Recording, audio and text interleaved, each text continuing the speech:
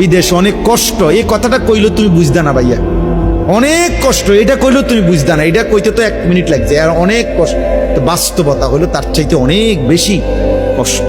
এই প্রখর রৌদ্রে, এই তীব্র রৌদ্রে, বিশেষ করে 12 ঘন্টা ডিউটি করে আসার পরে যখন একটা ছেলে বা একটা যুবক, তার একজন আপনজন কেউ নাই, আইসা নিজের 1 গ্লাস পানিটাও নিজে নিতে হয়, তো মনটারে হাহাকার লাগে যে আর কেউ তো নাই।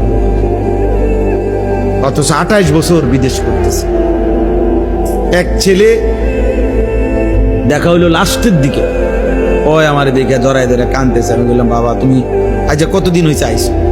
কয় যে হুজুর 3 বছর। এই শেষ আমার যে ছেলেটা খেজুর আইনা দিছে মদিনায়, ও ছেলেটা আমি বলতেছে হুজুর আজ 3 বছর হয়েছে বাড়ির থেকে আসছি, একবারও যাই নাই। আমি যাইবা কখন? কয় হুজুর একটা আইডিয়া করছি যে যে ঋণগুলো করছি, আরো 3 বছর যদি বিদেশ করি তাহলে ঋণগুলো শেষ হইব, তো আশা আছে হুজুর এরপরে যাবো।